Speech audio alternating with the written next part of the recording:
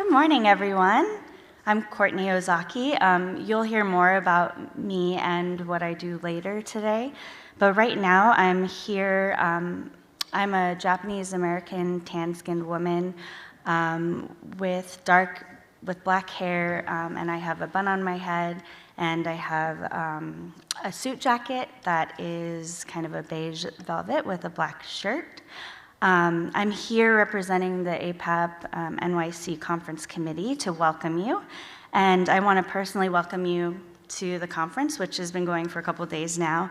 We're just thrilled to have everybody here today. I'm so excited for this in particular because it is where my heart lies. But APAP, also I just wanted to remind you, we value your feedback. So we encourage you to please let us know your thoughts and opinions on the QR codes that are on your tables and for any of the sessions that you attend over the course of the next few days. Of course, APAP staff and volunteers and board members are always here to help you, and conference committee members. And with that, just remember to be courageous and be curious, meet new people, meet people who appear different than you, take care of yourself, and take care of others. And with that, I want to invite John Ferris from AMS Planning and Research.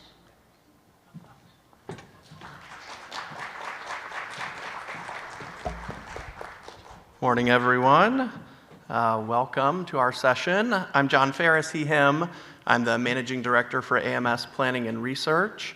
I am a white man with graying hair, wearing glasses, blue shirt, brown jacket, blue jeans, and camo pattern shoes this morning. Welcome to be with you all. Just a quick bit about AMS Planning and Research. We're 18 staff members in 9 different states. We're a 36-year-old arts management organization. We have a variety of services that we work with folks on, including facilities planning, strategic planning, business and operations planning, public policy, community engagement, and immersive entertainment. I want to do 2 little contextual things before we invite our panelists to tell you more about themselves. The first is that the research is really clear that we're actually in 2030, right? Not 2025.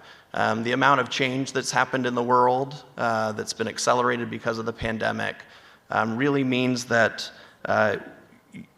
the assumptions we had about how the world is working are no longer true.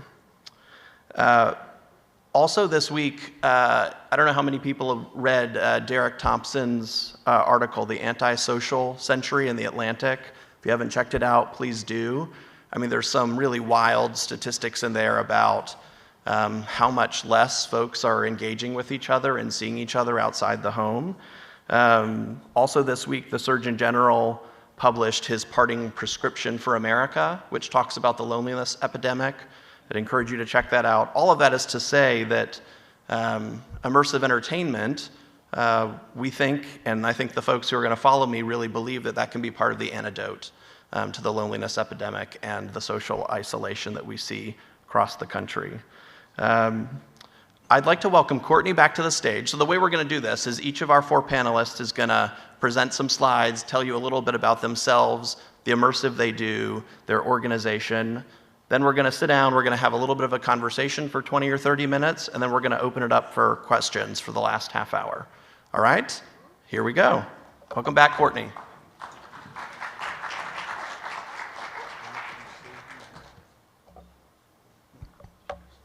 A little shorter than John. Good morning again, everybody. No? I thought I knew how to work this. Okay. Again, I'm Courtney Ozaki Durgan. I got married about a year ago in December. Oh, thank you. I'm a creative producer for Off Center at the Denver Center for Performing Arts in Colorado. And our mission is to engage and inspire through the transformative power of live theater. With Off Center, we both present and produce immersive theater and experiential work in venues outside of the downtown Denver Arts Complex. In addition to Off Center, I'm also an independent creative producer, writer, and artist who creates and develops original work, original new immersive work. And my first self-produced work was Zoto, which is a supernatural Japanese folk tale. Audience members encountered yokai, or Japanese spirits, while learning about the lived experiences of 5 generations of Japanese American women. And through the characters' individual stories, the audience explored sordid history and the ghosts of the past. Zoto emphasized the joy in community healing and the lasting impact of the choices we make, and asked participants what kind of ancestors will they be for future generations. But to get down to it, what is immersive? That's kind of a contentious thing. Immersive comes in many forms with audiences that differ depending on what is offered. It's not one size fits all, but as the title of the session says, it is for everyone. Off-center emphasizes that it puts the audience member in the center of the story. We deepen connections to narrative through embodied experiences, and here are some examples of types of work we've produced and presented. Intimate. During Blind Date, which is the one on your left, Off-Center brought a show where you are on a one-on-one date with an actor at the Museum of Contemporary Art. You show up as yourself and have a conversation with your date. Every show is individualized based on what you bring to the story. Whereas Darkfield, which is on your right, offers 360-degree audio experiences in a custom-built shipping container where you put on headphones, you're submerged into complete darkness, and without sight, you rely on your other senses for storytelling. With large-scale theatrical, we have produced Sweet and Lucky with Third Rail Projects, which invites audiences into a mysterious antique store. It plunges them into a labyrinth of dreamlike encounters where performers follow through 16,000 square feet of intricately designed environments. And Theater of the Mind is a hybrid experience of theater, art installation, and neuroscience experiments, taking audiences on a journey inside how we see and create worlds, and that was created by David Byrne and Mala Gankar. Site-specific work takes place in places that are related to this place and place that the experience is outlining. And so Zoto took place in historic Sakura Square, where we converted a former dental office suite into 9 interconnected rooms of immersive storytelling and imagined worlds. And the Auraria project will take place this spring on Auraria campus downtown in Denver, where the confluence of 2 rivers was once home to indigenous and then Latinidad people who were displaced when the campus was built.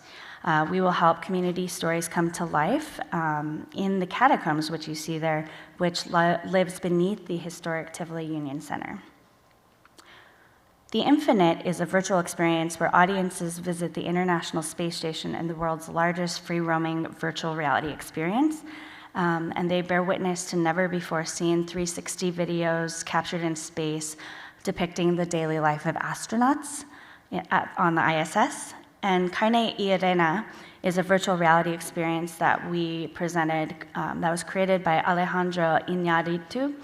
And this places guests in the middle of a scene in the desert where refugees are then stopped by, they as refugees are stopped by US Border Patrol.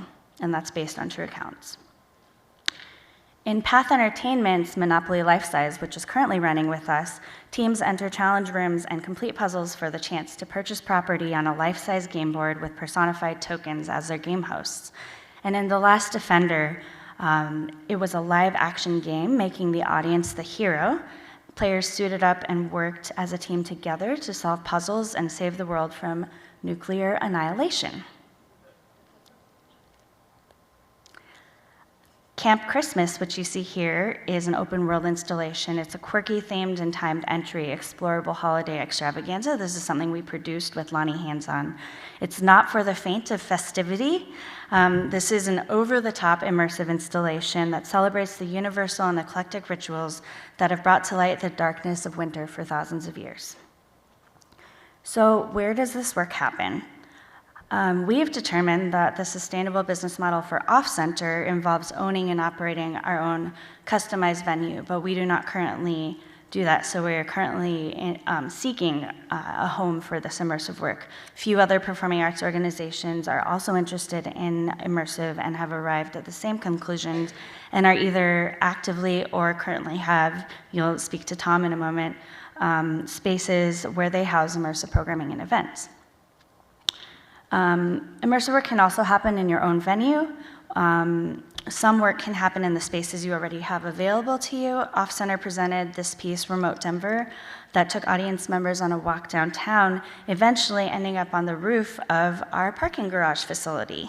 So other shows are easily portable and can fit into black box configurations or lobby spaces. But why should you present and produce immersive? First of all, it brings in new audiences. Audiences are seeking adventurous programming and immediacy and connection. The work is attracting significant new audiences to the DCPA. And the top motivator in our post-show surveys is that the experience sounded out of the ordinary. So 71% of patrons say that that contributed a great deal to their interest in attending. And on average, 50% of audience members that have attended off-center shows are new to file, which is pretty huge. That means that 50% of audiences coming to immersive programming are new to our organization, and that's compared to our other lines of programming, which average around 30% new to file. We're also engaging multiple generations of audiences with this programming, including the younger generations. On average, our off-center buyers are 46, which is the youngest of all of our programming lines at the DCPA, compared to 51 for our Broadway programming and 53 for theater company traditional productions. It also deepens community building, and we build a deeper empathy for other narratives and universal themes.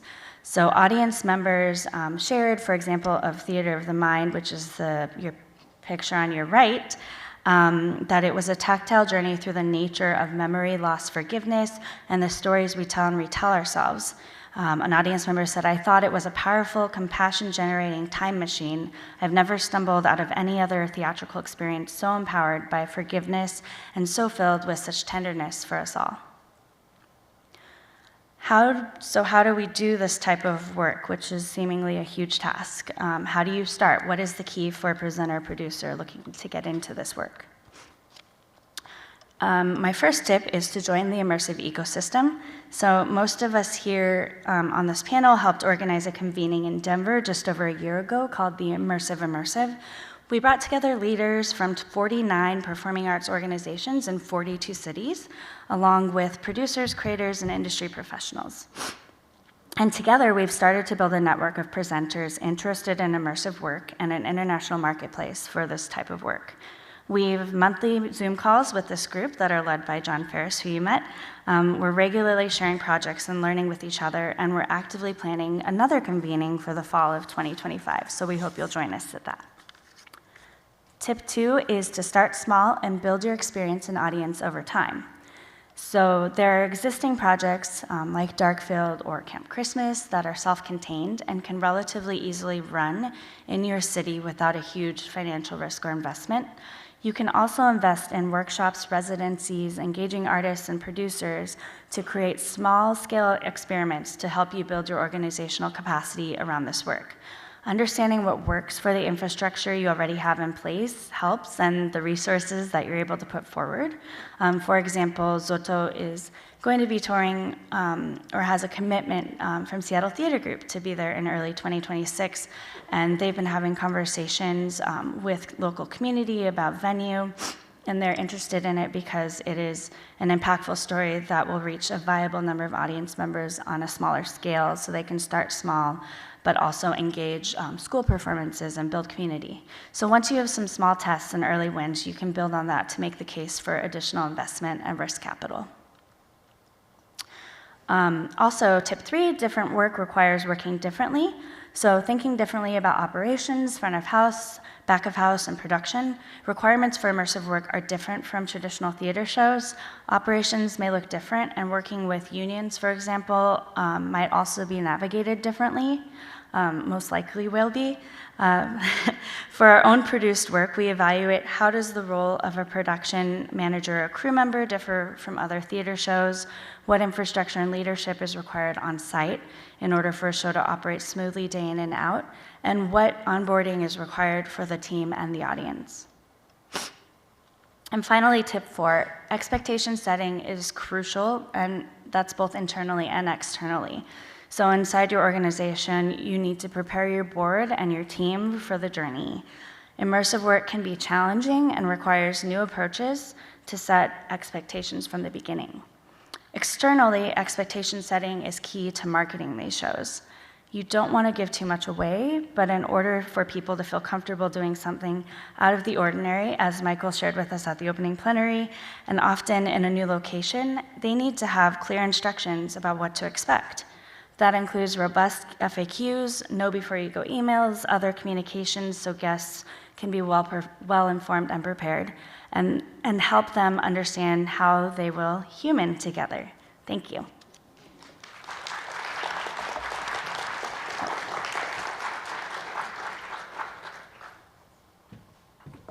Hello, good morning, everyone. Okay, let me put my timer on.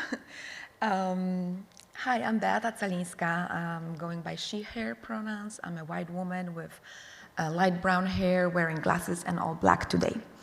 I'm Associate Director at the Digital Innovation Initiative at the Music Center in Los Angeles.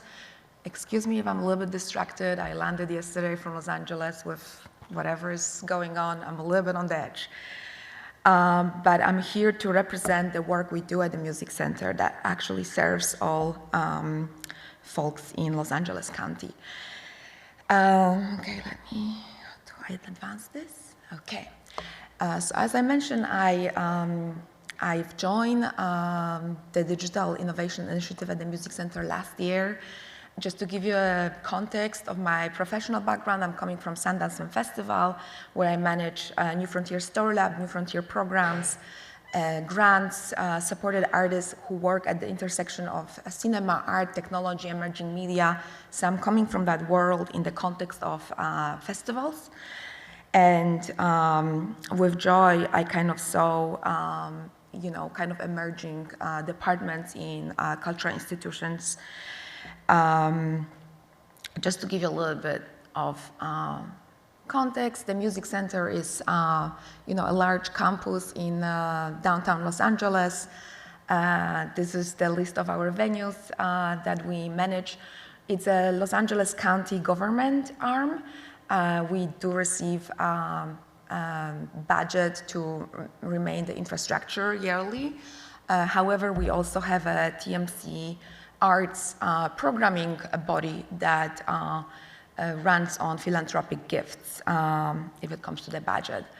On the landlord side, we are home to Los Angeles Philharmonic, LA Opera, Central Theater Group.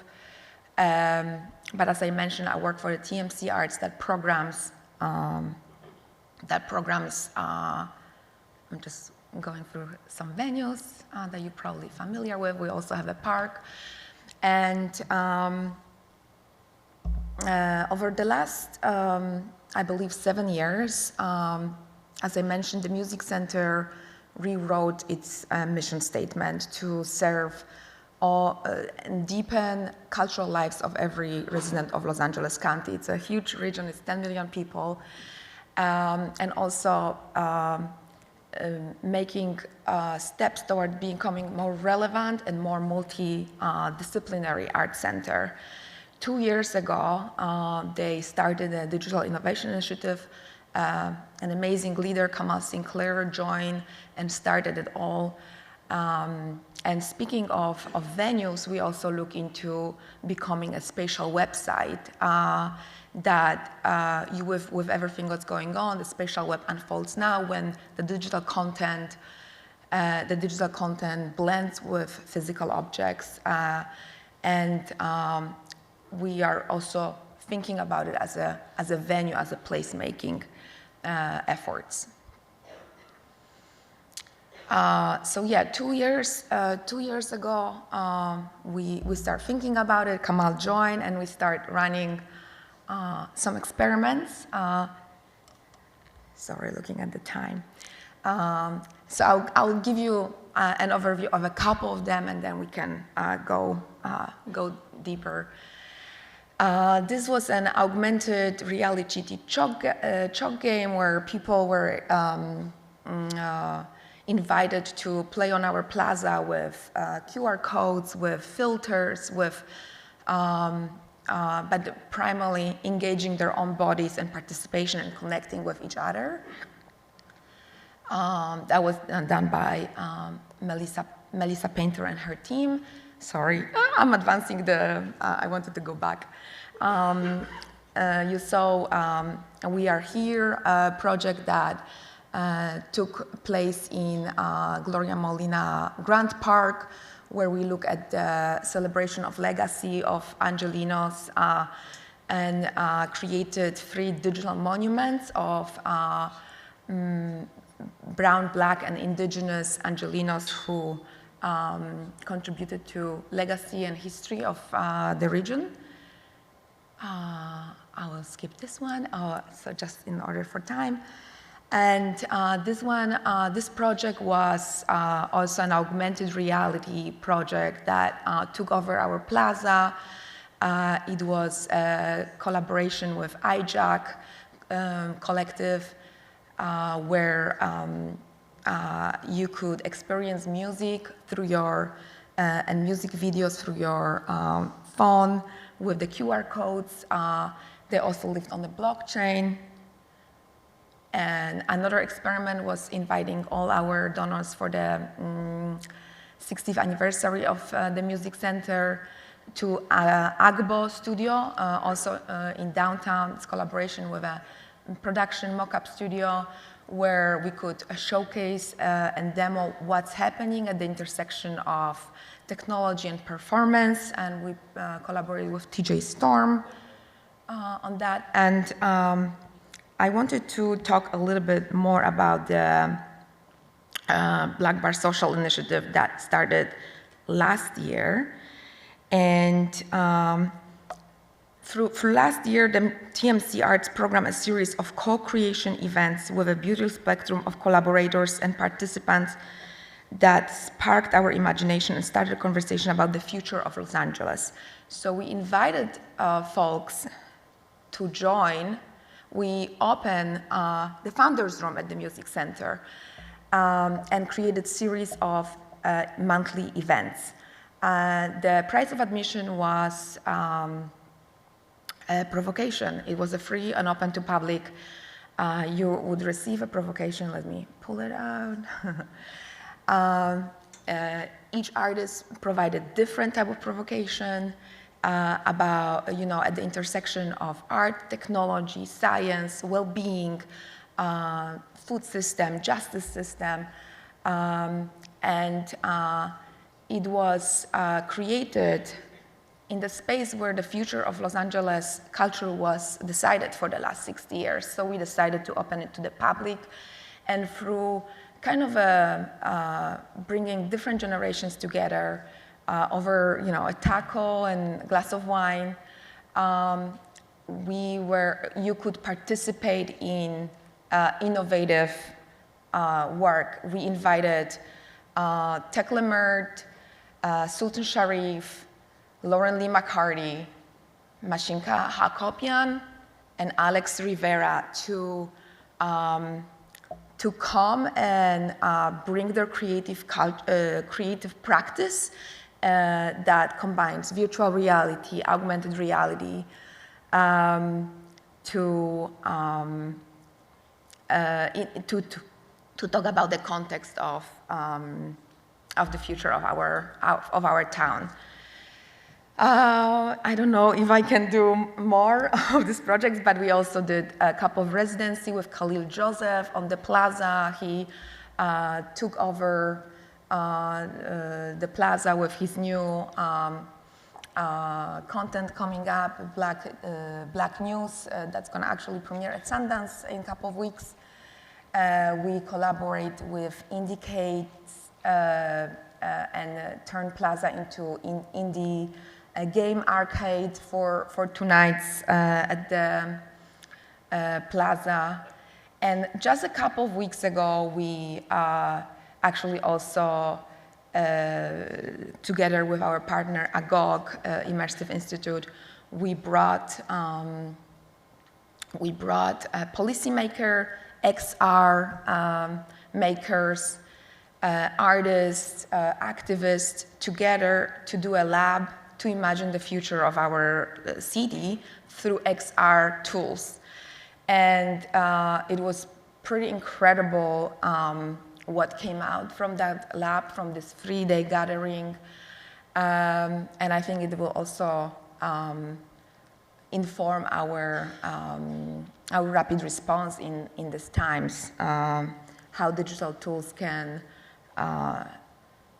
be in service right now. And this is 2 of our future projects. And I guess I will wrap with the time. I guess we are opening the panel, so I'm here if you have more questions, and this is my contact information. Thank you.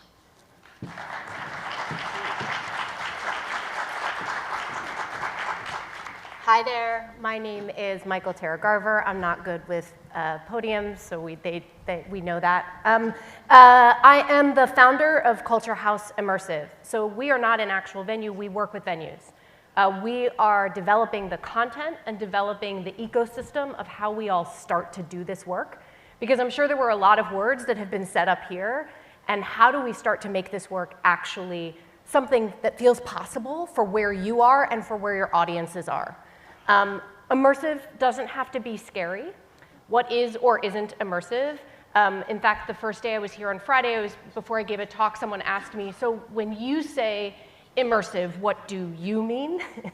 And this is the problem we have, right? So when I say, I would like to do a play, generally we all know what we mean, right? Hey, I have a concert I would love to bring you. Someone goes, oh, I know how to program a concert. But when we start to talk about immersive, I don't know about you, but when I listen to the television or podcasts, toilets are immersive now, cars are immersive, everything is immersive. And really what that's responding to is that we all want experiences, right?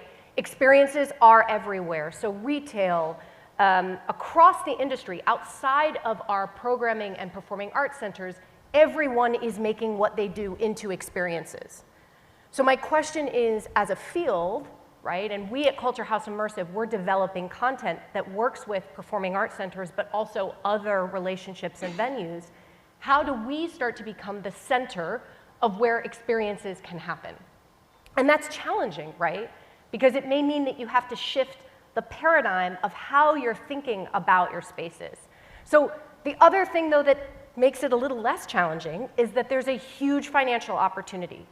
So part of where my vision is, I've been in this field, I guess, before we had words for it. We weren't using the word immersive for about 25 years.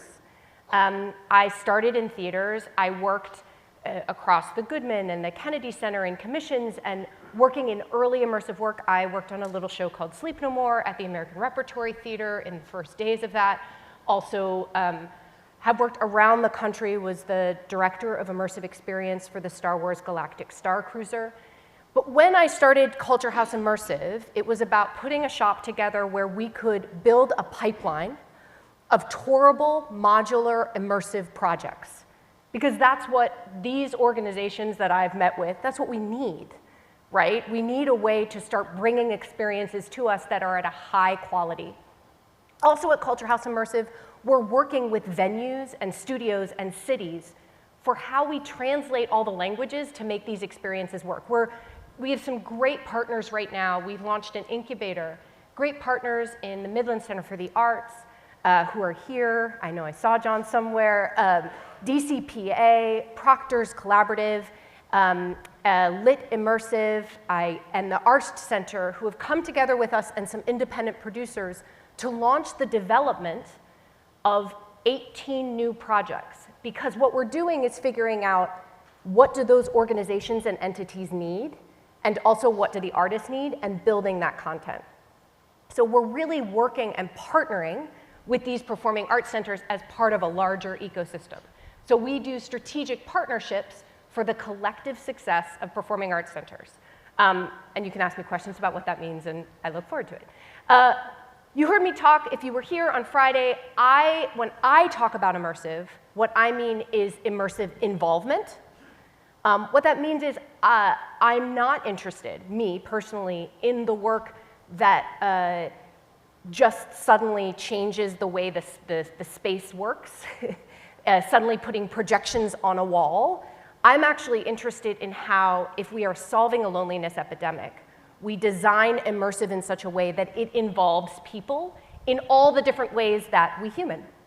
So that sounds like a lot of words. What I really mean is we need simple ways when we go to see an experience that narrative still exists, that I can participate in that narrative. And so it's a very particular craft, immersive involvement, that I've spent 20 years developing, and we work with teams around the world, and I have, in how we develop that work operationally, creatively, narratively, all of that. Here's some examples of work I've done over my career. The one on the right, that's your right, great. That you're looking at is with the United Nations, was the Museum of International Drug Policy, but this was a small tourable box that went around and people both experienced the inside and then could participate with it. The project on the left started with texting and led to live rock shows. People were just going to see a concert and suddenly it became immersive. So one of the things I like to think about is how do we actually take people from things and experiences they're familiar with and transition them to something immersive? So rather than asking them to completely change the way that they behave in the world, this experience was one where people were, showed up for a show at a location in New York, and a bus pulled up when they showed up for the show and loaded them on the bus and took them out into the parks outside of New York, and there was an experience that they had, and then they were brought back. So do I think that everyone and that we can all do that? No, but what I will say is that because we were able to start from something people recognized, they went on the journey with us. There are experiences I've done that start with texting and lead to celebratory experiences, but really it goes back to meeting audiences where they already are. We're working with a couple of our partners that we do consulting for right now in performing arts centers and art centers around the country in saying, how do you actually communicate with your audiences differently? How do you actually start to make your center a place where they imagine they can have experiences that are impacted, that impact them and their sense of loneliness? And one of the things we think about is that technology is the verb, not the noun. What do I mean by that? I personally, when I hear technology terms, don't always want to go to that experience. I don't want to go to a blank experience, insert technology here. Technology, much like lighting design, is a component of a larger universe of what makes immersive. And as a field, that's the part we focus on. So we're working with technologists and artists across the realm to make sure that each project, an audience doesn't care what technology was used. For us to have a greater audience, we need to integrate that into the human experience, not make that the feature. So our work has technology as the verb, as a way to put you in space, like the infinite, which is incredible, not the noun. Immersive is not one size all, but is not one size fits all, but neither are you. You're all different organizations with different audiences. We right now, this is an overwhelming slide, but these are just 9 of the 18 projects we have in development right now that are tourable, immersive, scalable projects. Set out everything from a multiverse of Sherlock Holmes that starts in a jazz club to All Skate, which is with roller rinks and around bringing to life the stories of traditionally Black roller rinks. Constellations, which is designed for spaces that are utilized often for our kind of big technology projection mapping, but instead start with a projected fire that which from LA feels strange saying right now, I'll be honest, but a campfire of which we all sit around and then imagine the mythology of constellations together. we're thinking about how to reuse and reallocate the spaces that already exist in your centers and not try to change that, because some people will build new buildings, but also how do we leverage what you already have? So come talk to us about this. We have so many projects in development right now. It's really exciting because there is a content gap. And that's the other thing that we're working to build. I already talked to you about some of our partners, but we look at performing arts centers as one part of our ecosystem. So at the top here, these are some of our current partners. We also have an extended advisory network across merchandising. AMS is also working with us. We're also working with folks in video games, in extended media, so that when we launch a project, we already are thinking of other ways for there to be revenue beyond ticket sales. So we're starting that from the outset, but not putting that on the Performing Arts Center to have to solve. This is me. That's my slide that says this is me. But we'll do a panel afterwards, and now I'm going to pass this off to my friend, Tom. Thank you.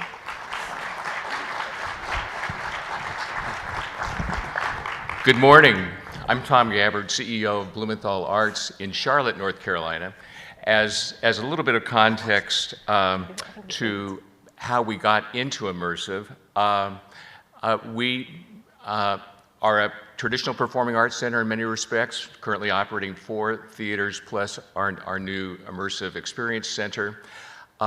We host resident companies, or a budget of about $50 to $60 million annually, about 130 staff, a large Broadway series, 17 to 19 titles. So how did we get involved with this wonky stuff? Well, it's something that I had kept an eye on in my travels, first experiencing a team lab, an organization in Japan, and I saw one of their major exhibitions in Australia. And then twice in Paris, 2018 and 19, visited the Atelier Lumière, which is where some of the digital arts stuff really got on people's radar, particularly the Netflix series Emily in Paris, episode 5. And I'd twice been there, so when I got a call from Corey Ross in Toronto about a production of Immersive Van Gogh that he had put together, I said, Corey, you don't have to explain this to me. Here's my iPad screensaver. It's a picture from Paris. I understand this. So we launched a production of Immersive Van Gogh in June of 2021, just as we were kind of tipping out of COVID. And I essentially took it on because I had over 200 people out of work. We couldn't do shows. And I was searching every single day to find some way to get these people back to work, and this seemed to be the best idea. And so in just over 4 months' time, we organized this in 75,000 square feet, an old warehouse, and we're off and running, and over a little 6 months did nearly about $16 million in ticket sales and $5 million in additional sales. Some of that was absolutely at the moment and capturing that particular moment when people were looking for things. But 80% of those folks were new to file, meaning they had never bought a ticket from us before, and we have a 1.5 million person database. That got my attention. So that led us to a search to find a way to take this work on, ongoing. And so we actually opened, we searched all over the place, looked at building a temporary movable facility, and landed on an opportunity to create what we're calling Bloom Studios.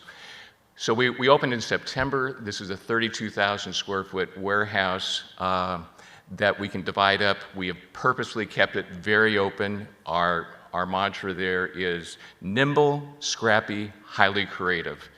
So we spent about a little less than $3 million to upfit this, but all with mobility in mind. The bathrooms will be in shipping containers that we can move around inside the building, outside the building. The HVAC is all mobile, where we can, with sock cloths, move things around. So this nimble, scrappy mindset is very much who we are.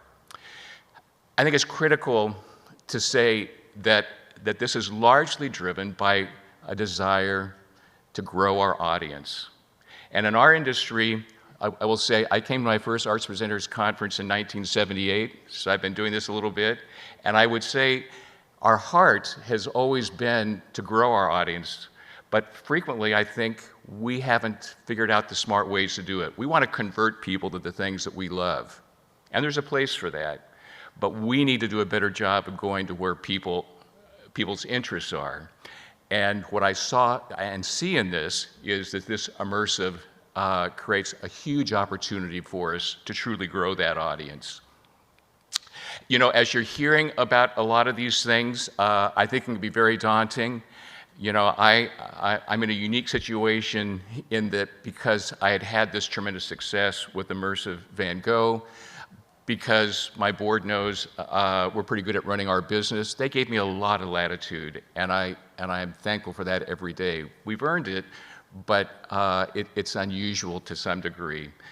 And so as you're contemplating this work, like any first generation idea, don't hesitate to start small and just get started. I think just getting started is what matters most. By the way, the images that I'm showing here are just from the last 4 months as we opened the place. The other thing that I would keep in mind is figure out a way to pursue this that builds on your existing infrastructure. And that's why I think performing arts centers are uniquely positioned to take on this work. You know, as I got to know this universe, I found that we had content creators, we had content promoters who were trying to do this work around the country, and then we had venues. Nobody knew each other. So that was what was the genesis to this Immersive conference that we created, was to connect all these people.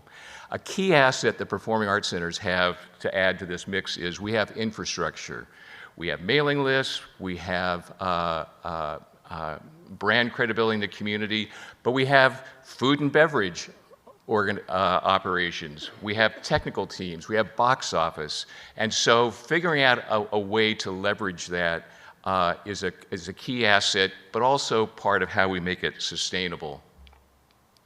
You have to be prepared to go to unusual places, and as a part of getting started, sure, find some things you can do in your venues, but part of what these audiences are looking for is adventure.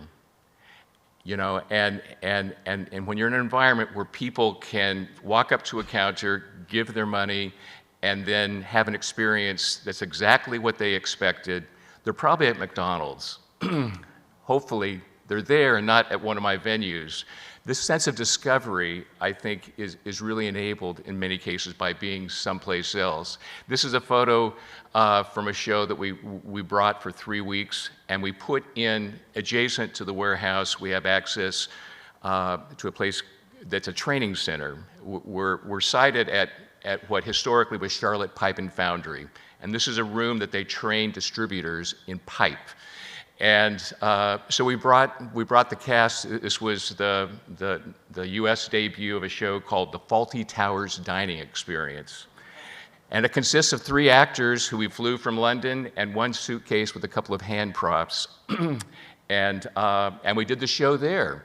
And in fact, it had pieces of pipe in the room, and we were planning to take those away. He said, no, leave it. Because in London, they perform in what's the breakfast room of kind of middle brow or lower hotels. And so use found spaces and things that add to the adventure and are unique. Last point I want to make that's really critical here is I think this is all about community. Our work generally should be all about community.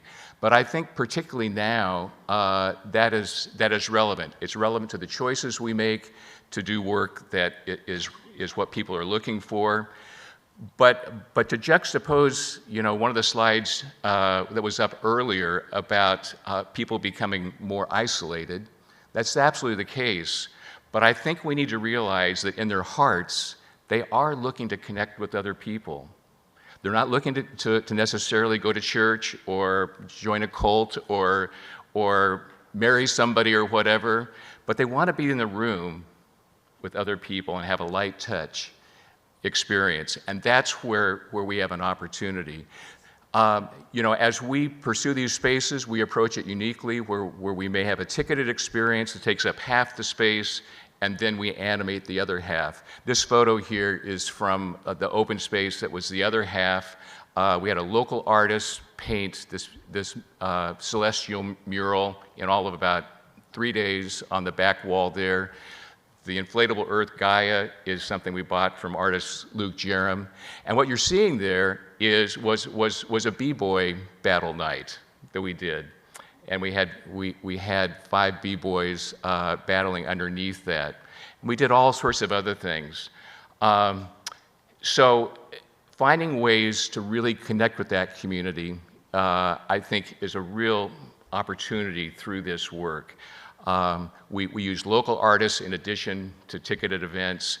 I guess you can say I'm a little excited about it because it does represent the future. It doesn't mean we're pulling back in any way on everything else we're doing. And again, it's additive. It's expanding the family. And I think most of us are drawn to this work because we do want to expand that family. And from my vantage, it's one of the best opportunities we have to do that. Thank you.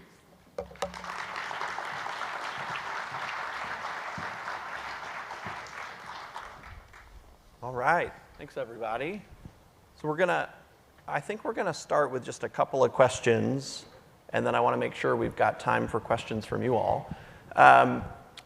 First, I wanna know, for the folks in the audience, how many of you have attended an immersive experience? Can you raise your hand if you're able? Okay, most people, excellent. How many of you have presented or produced an immersive experience? Okay, great. All right, friends, so when you do immersive, when you've done it, who comes to it? Why do they come? What do you think? I think on this panel, I don't have a venue, so I've worked in places around the world, so they're coming for a lot of different reasons. I think the invitation to come is one of you can do something together. I think you have multi-generational. Part of why I love this work is it's multi-generational. You see families playing together, not just this is kids programming where kids are watching. I think who comes is also pluralistic in terms of culture. A lot of the work we create has many different stories from many different backgrounds, so you're able to really both see a vast local community come, but also a multi-generational community. And I think it innately expands we talk about new audiences all the time, and really it expands and deepens your relationship with generations of audience when done in a way that supports that. Right. Courtney, I know at DCPA you've done a lot of marketing research, right, on your audiences. What has surprised you about what you found or what you thought you were going to find about who came to immersive versus who's actually coming, maybe? Yeah, well, I guess, like I said earlier, a younger demographic, also people who aren't typical theater goers. Honestly, too, we don't always have conversions, so we're kind of cultivating a new audience for this type of work. Yeah, I think people, we haven't done a lot of demographic research, but yeah, I mean, I think it's people who are brand new to the Art Center, have never attended any of our Broadway originally produced theatrical works or cabaret shows. I think also it is people who are in our surveys, like I said before, people are seeking what they call out of the ordinary or adventurous experiences. Sometimes to a detriment, like a lot of people think that every immersive is an escape room. Right. And they have a tendency to be a little bit rough on the set sometimes, but I think people are starting to understand the nuance between different types of immersive as well. So, but a lot of, we also sometimes get tourism. We just received a tourism award at Denver's for immersive for Off Center, And I think people are just looking for something they can do together, like Michael said. Great. Go ahead, Tom. John, I just wanted to say, part of how I explained this to my board early on was I said, so how many of you know somebody who their worst possible nightmare is to be stuck in a fixed seat for 2 hours? And of course, everybody knows somebody like that, right? Maybe somebody that's close to you. And to some degree, this is all about them. And up until Immersive, where there is an opportunity to be mobile, to be kinetic, to be engaged, where they have a chance to perhaps shape things, that's a consumer, that is an arts lover who we've not found a place for. And I think, again, if you look at it in those simple terms, that there are people that are just wired to want to experience these things differently. They want a creative experience. We just haven't provided that opportunity, and that's what Immersive does. And the agency that it provides them. Yeah. Well, and I think about this a lot, right? And even if there are people who wanted to, I spoke about this the other day, sit in the dark and watch something, we have so many ways to do that now. There's just an oversaturation of excellent ways to do that, that as we start to create this opportunity of ways to be together, you're just vastly opening up your audience reach. I think the challenge is you also have audiences who are afraid of experiences. They think it's going to be scary and overwhelming and terrifying. And these are all organizations who I think in different ways are doing such a great job of alleviating those concerns. And the work itself also has to make a place for the person who it does want to sit in the back and also can feel like they're a part of it. So making sure that the work is also work that is not, work that's designed for different types of participation is really important to cultivate those audiences. And that's what we are trying to also achieve with the Black Bar Social series, that it is set up as a social, as a kind of a gathering, some sort of town hall, and you can actually just socialize and play board games, and in the same time we are featuring AI projects or virtual reality projects. So we are not creating that access, like that fear of access, that like I don't know what to do with this project. You can opt in and opt out with the Black Bar Social. And what we, depending on, of course, we have such a different type of programming at the Music Center with the digital innovation and different type of venues, and some of are slotted, some are like broad, but what we've noticed, it is actually a lot of audience that are new to our campus. It's a big percentage, it's like from 50 to 70 sometimes. People are here for the first time, or people are revisiting because they visited the Music Center when they were at school performance, 20 years ago.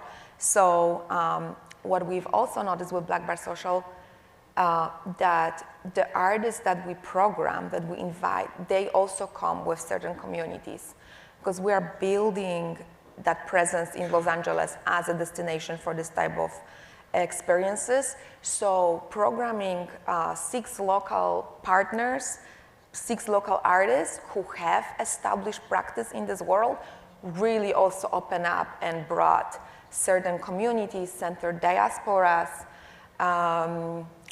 So that's a little bit of a hint here, how you can think about expanding the audience and putting the events on the cultural map of your city. Right. I mean, some of what you all showed was like very large experiences, right? That's kind of maybe a hard place to start, or hard place to think about starting.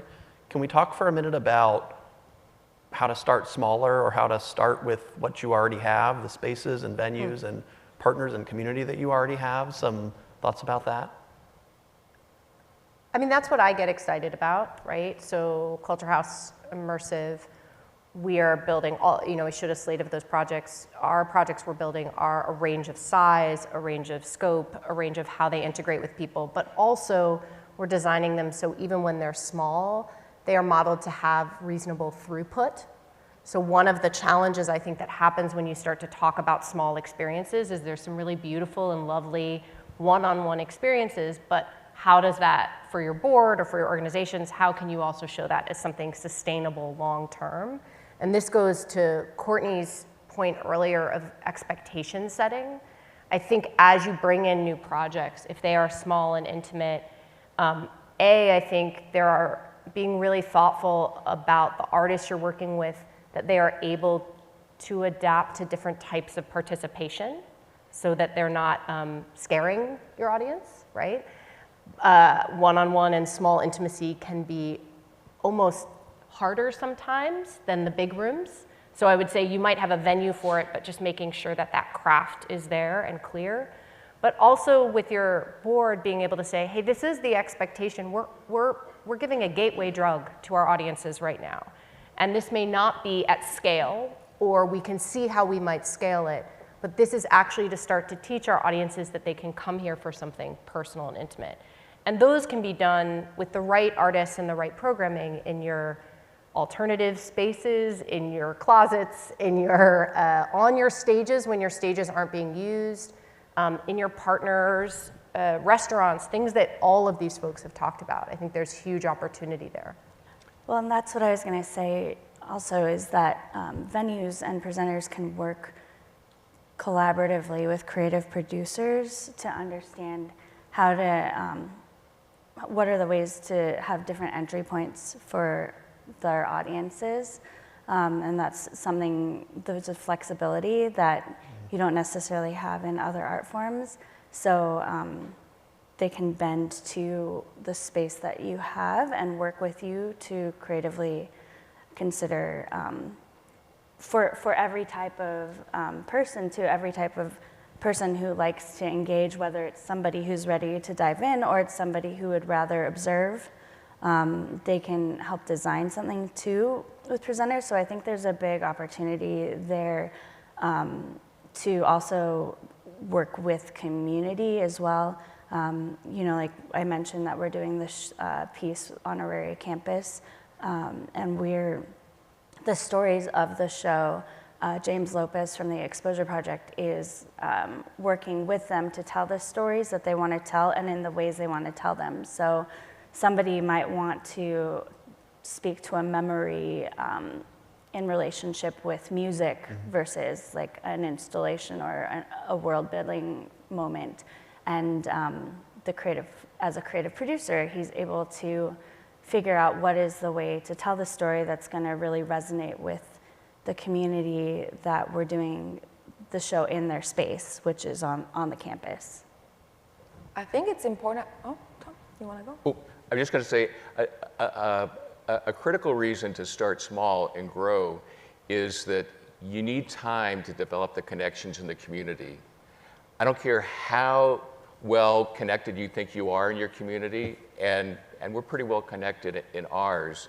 Believe me, there are a host of people who are interested in this that you don't know, and you have to take time to do that. You know, you can't put yourself in the situation of taking on a big show and then all of a sudden, out of a sense of panic, figure out how to connect with these people. You know, we just closed the Infinite Space Explorers, which we absolutely adore. We had no idea there were VR meetup groups. and we managed to connect with them and invite them and get them involved. All sorts of these groups that were right under our nose. But we hadn't had the right reason to connect with them.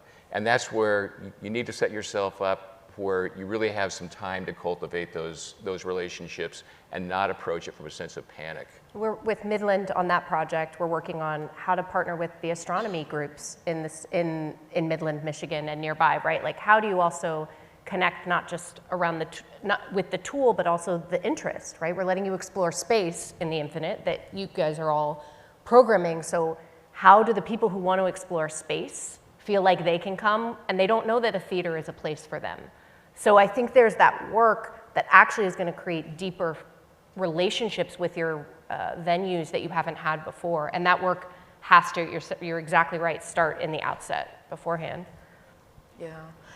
And I think internally it's important that this is the work that we had to do at the Music Center, is to take a stack of like inventory of spaces, and as you mentioned, like the closets, you know, like the innovative spaces, how we can use this huge campus, because I love the approach starting small because we do have huge stages, right?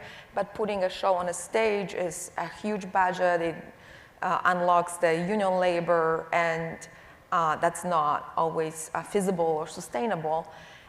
So we had to go through a process of putting a stack of all spaces that we can program this type of work. And we end up with thinking about screens we had at the plaza, so thinking about how we program interactive content on the screens. That's where the cosmogony came, and we program a dance company who performed live in Geneva in Switzerland, and we live stream it to our plaza screens.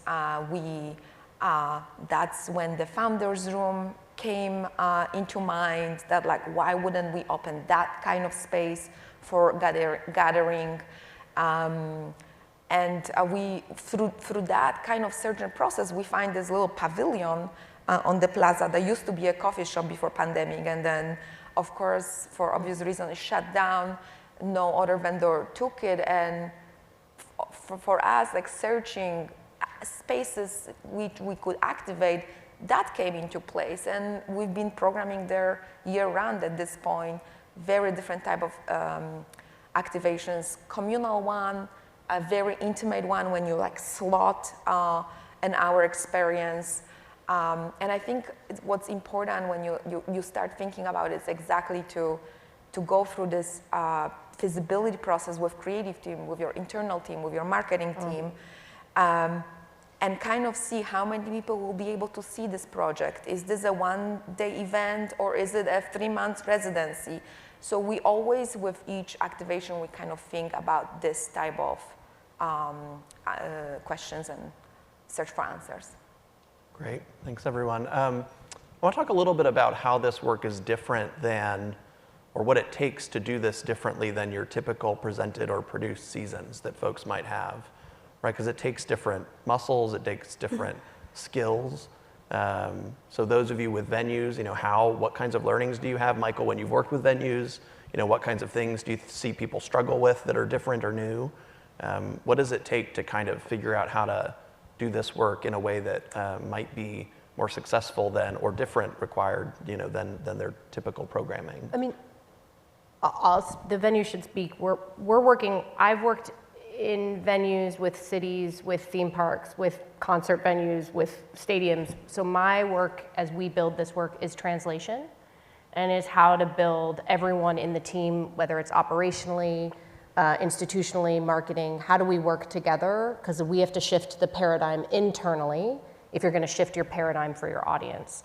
So right now at Culture House Immersive, we have creative producers, Jenny Kuntz, who's here, as well as Bree, who's here. We have been developing what is that way that we would work not just with different types of institutions. How do we work with those organizations, bring our work there, and figure out how to go from the inside out? And I do think it's not just asking venues to function differently, it's asking the content to function differently in these early stages. As artists and as projects, we have to go to venues to want to work with them, not show up and do a show at them. And that's a different process, I would say, not just for venues. And the producer part is really key. Yep. Go ahead, Tom. John, I would say, a key difference, to state the obvious with a lot of this stuff, is the cadence of what we do is different. It's not 8 shows a week. And when we first opened Immersive Van Gogh, we were going 7 days a week. We were going 85 hours a week. We trimmed that back to 6 days a week and kept on. And actually now we're operating six days a week.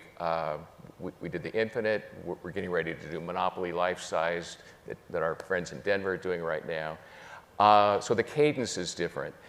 You've heard me say that I think a lot of our infrastructure can be extended to this, and that's absolutely the case. I think there may be a tweak on that as it relates to marketing, and particularly for those of us that do touring Broadway marketing, because this kind of work generally requires a guerrilla marketing mindset.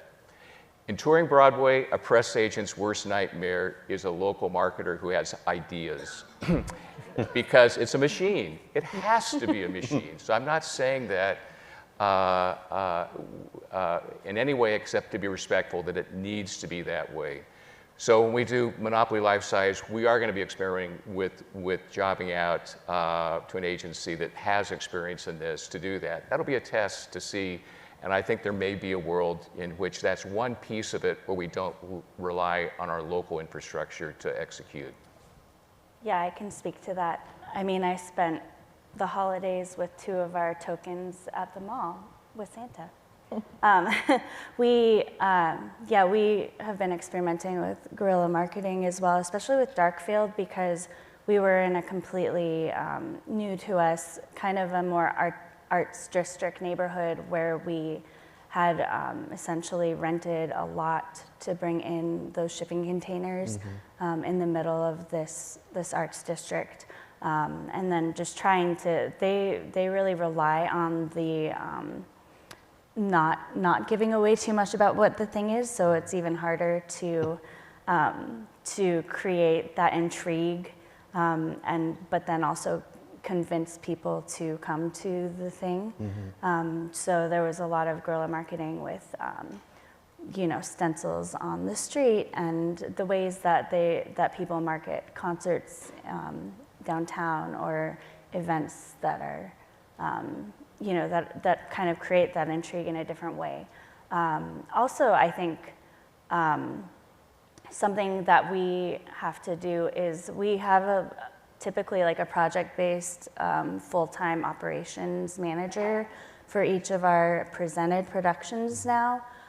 So we present and we produce, and typically every other year is more of a presenting year, and every other year is more of a producing year, because we rely on our production team that is within the Denver Center for Performing Arts Institution to help us build when we do self-produced shows. So our designers and our crew are helping to build sets and that sort of thing. But then we also lean into them as resources, but we have to contend with the other 8 shows that are part of their theater company season when we do something like Monopoly, which is, was handed over to us, but it continues to need maintenance. We also run it with a union crew.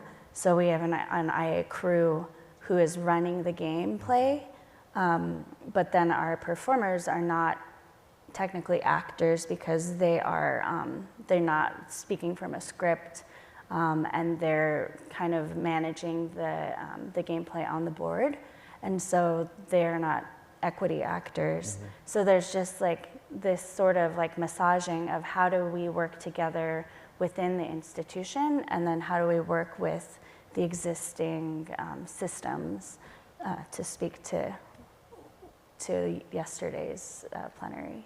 Yeah, great. Go ahead, Tom. John, let me also say, because many here, work if you're at a performing arts center, many of us are unionized. This kind of work is really difficult to fit that model of show calls and all those kinds of things. So what we did, starting with Van Gogh, and we've done now with Bloom Studios, is it is largely non-union, but we didn't want to shut our union out because particularly, when we're loading in a show and all of that, that's critical labor for us. So we just negotiated a side letter that's basically states an hourly rate, but the whole show call approach, and overtime for load in and all those kinds of things, we skip over. So do know that when you go off-site, that does create an opportunity, for you to approach it, because the cost control is really critical with these things. And so it does create a new opportunity. Great. Let's open it up for some questions from folks who are here attending. We've got 2 microphones kind of down front. If you've got a question or a curiosity, just come on up, get in line.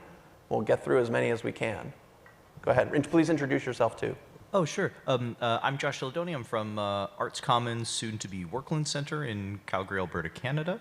I'm curious if you can start to, and you've already started to speak about this just now, but you're thinking around understanding these events from a production side, from a marketing side, the difference between the the understanding of it is almost gameplay versus linear performance and the timelines around that. Can you just speak about your thinking and what you've experienced around that? So the thinking of how to develop it, or the thinking of how to... I'm conscious with something like, so the Van Gogh experience, for example. It's not necessarily time limited for an audience member. They could be in for 2 minutes, they could be in for 1 hour. And so that's outside of a sort of linear performance. Yeah. So that from an audience perspective, from a marketing perspective around how to explain that, and then from a production perspective around how to conceive of what those look like. I'll say, that is, what a great question, because therein is the challenge. For us right now at Culture House Immersive, we have about 20 projects in development. They each have a different container, right? They each have a different duration. They function very differently. And the dramaturgy of them aligns with how the audience participates. So I think the first thing is making sure you are programming work that understands that the length of time an audience is there is related to the story and to the dramaturgy. You explore immersive Van Gogh, and frankly, Tom did an incredible job in programming it with local artists in such a way that people actually did stay and explore in a deeper way, I think. That's very different than the Infinite, which has a very structured pulse and time. But I think the way that those pieces of work, in particular the way Tom programmed Van Gogh, existed, did the work with the audience when they came. So you have to first make sure that the work does that, I would say, that it understands how to do it. And then I think it's why you're in collaboration with operations. It's why operationally it is as important, if not more so, than marketing. Because groundswell and people having had a great experience will do a lot of your marketing for you, because it is new every time.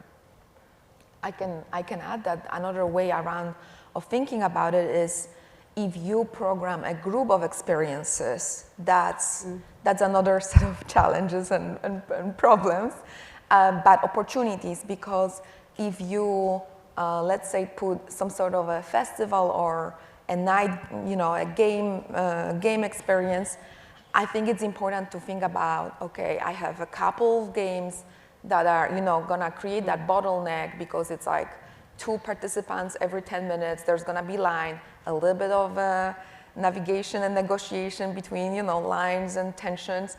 But I think it's important in moments like this to also program experiences that are collective, that, like, for example, 50 people can go through this trivia game at the stage every 15 minutes. And if you balance it out nicely, then there is this audience don't have FOMO, even they don't go through all of it. They kind of have the agency to, like, okay, I really want that, I'm gonna stay in this line and wait because that's what I came for, or I just wanna experience the whole night and get 3 or 4 games out of 15. So that's also part of curating and kind of visibility. In my practice, I really pay attention to the UX of the audience. What is the experience of a person who is coming? How easy is to access, to understand it? And if there is an experience that's harder to grab, maybe there is a way to, counter program it with something easier to access. And that's what I center. Great. Let's grab some more questions over here. Hello, my name is Sophia. I'm marketing manager for Arts Management and Technology Laboratory at Carnegie Mellon University, and I'm from marketing side. So you partially answered the question, but my question is, I feel like the word immersive gets slightly overused, maybe not slightly, but overused. So still, how do you think you can elaborate an effective messaging for the experiences you create? Because even if experience says for itself and then it's like buzzword and people still have to see something first. So could you share your experience in it and opinions, please? Thank you. I mean, I think it's about the expectation setting depending on the experience that you're offering. So yeah, we tend to try to describe what, I'm not a marketing person, but I think we try to have really clear onboarding, and we have we try to have that intrigue, but then also once somebody gets to where they're interested in taking part in the thing, we make it very clear of the expectations. We also do like sensory-friendly kind of Q&A sheets that dive deeper into because immersive expectation setting also comes with thinking about more holistically what the experience is going to be and how different parts of sensory engagement are going to affect people. But that's kind of, the reason I bring that up is that's kind of mapping it out for people as well. So essentially we have different ways that we map out what the experience might be for somebody. And we don't ever rely on the word immersive to explain what anything is, especially because at Denver Center we do so many things that are so different. Like Monopoly Life Size is extremely different from The Infinite, is extremely different from Darkfield, is extremely different from like Sweet and Lucky, which was a full narrative piece. Sorry. Oh, I'm sorry. Oh, I was just going to say it continues to be a challenge though, because it's hard to anticipate how well something will do, or how well like a billboard will do versus a commercial versus like a personal, like me going with the tokens to be near Santa to like engage with people directly. It's really hard to know, you know, how that experience can resonate with people until we do a lot of test audiencing though. So we do, you know, up to a week of test audiences prior and invite targeted groups of people to get feedback so that we can have a better understanding of what people's experience is, and that really lends itself to the marketing. I would also just simply say, I think less about marketing and more about fan building. So are you a fan of space? You want to experience the infinite. Are you a fan of sports? You want to experience blank. These are fans. Our work, we're actually building, continuing to build the fan collective. Fans to me are participatory. They want to be a part of something. Are you a fan of games? You want to come to this experience. What you're a fan of, what you like to do, how you like to be, how you like to live, is actually going to draw your audience in a way that's different than here's this show. And so I think the more you're relating to it as fan building, which is a lot of the work we do, the more you're shifting the way people actually will relate with you. Yeah. Great.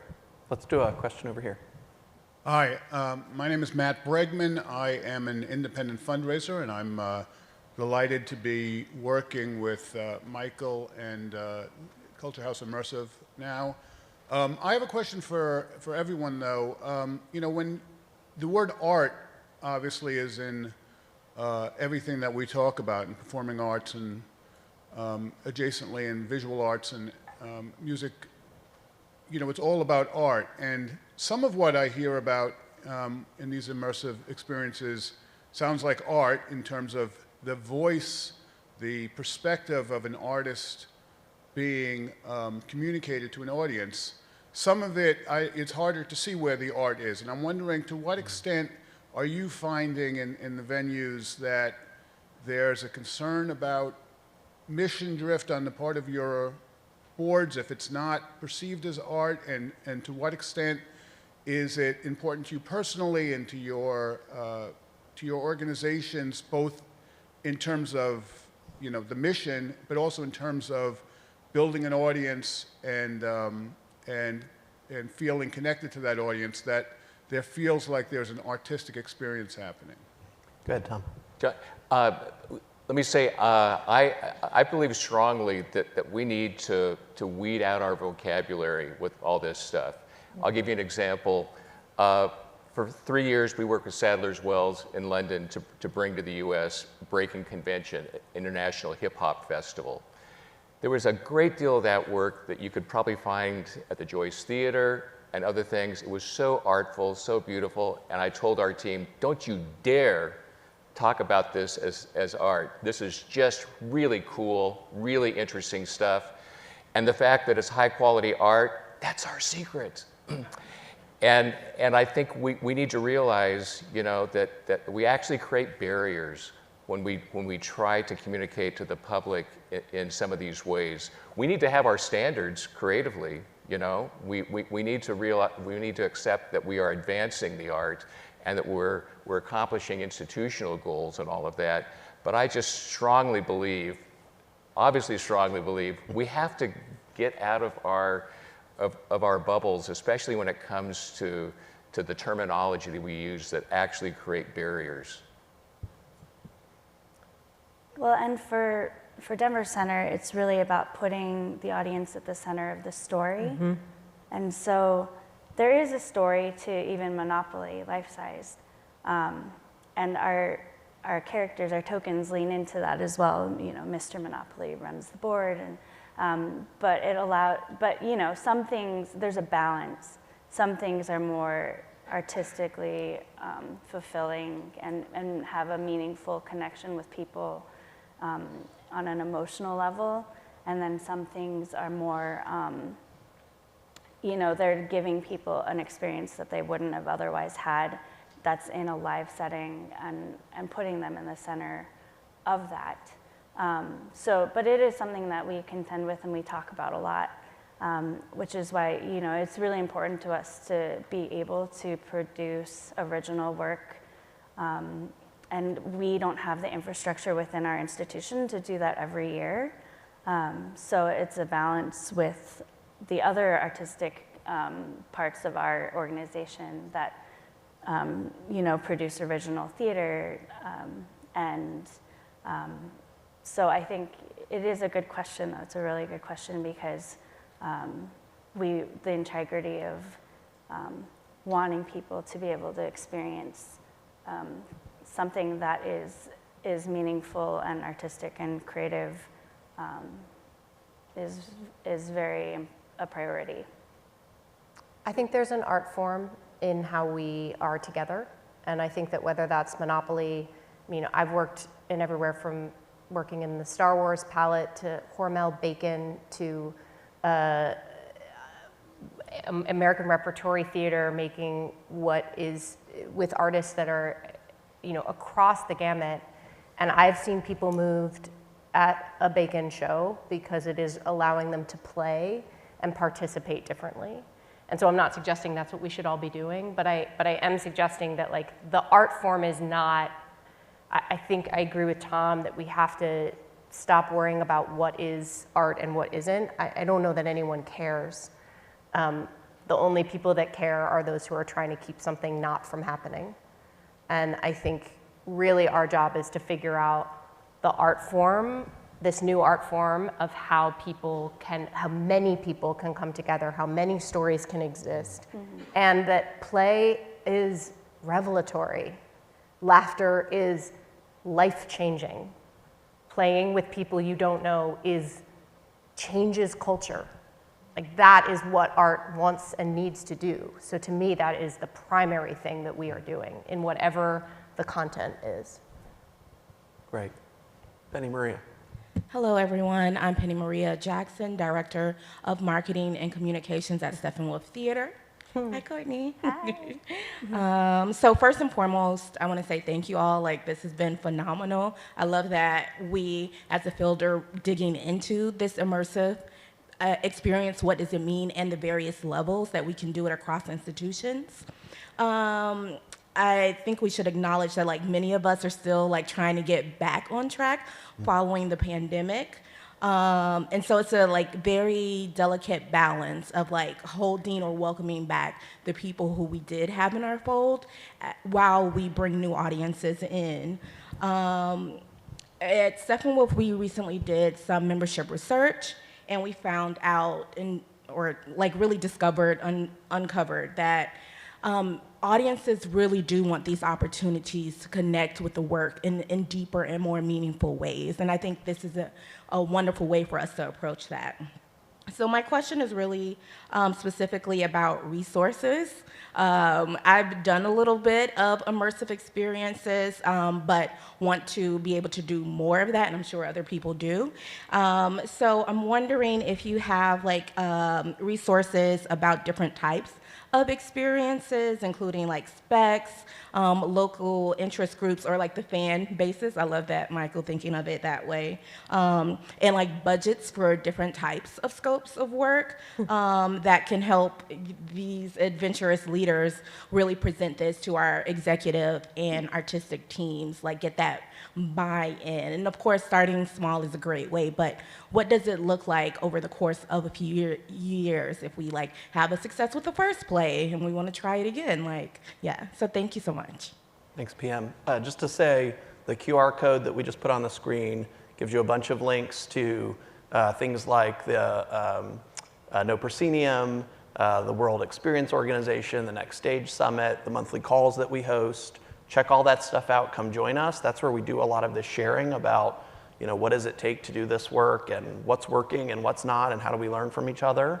So check that out. Any kind of thoughts? I mean, I'll just say we just spent this last year.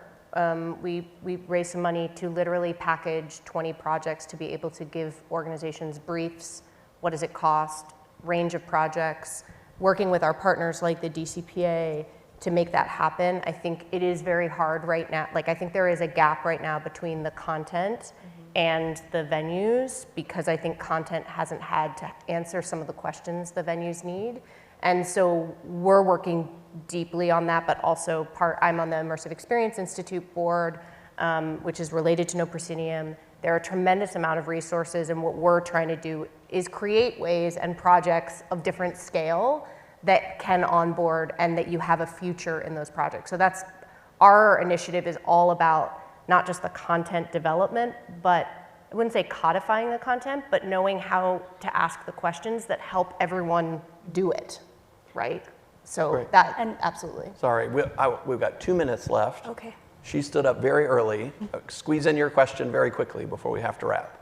Okay, hi, I'm Anya with La Candela Flamenco. I'm a dancer and director based in Atlanta, Georgia, and I'm working on an immersive contemporary flamenco performance. And I was wondering if you could give any advice on some creative ways or low-cost strategies for small-scale performing artists to make their shows more immersive and engaging for the audiences. Mm-hmm. Also, I think some of this again comes back to the venues. But when I hear what you do, we're going to try and experiment. Some of you are aware of a show called Tablao Flamenco. It's club-style flamenco dance, and we helped create that so that was in the marketplace. We're going to try putting the dancers in the middle of the room, having some digital images that'll be interesting. But we're going to put it together with a flight of 4 Spanish wines in between, and if it's a bubbly wine, then they're going to do something lighter, darker. If the wine is dark, have some charcuterie boards. Pretty simple, frankly. Pretty simple. We'll see, but I think it's actually going to be pretty cool. All right, friends. I wish we could keep going. One housekeeping thing. They have a very quick turnaround here to change the space over. So if you have questions for us, we'll move out into the lobby. Come find us. We're happy to talk further. Thank you so much for being with us this morning. Thank you. Thank you.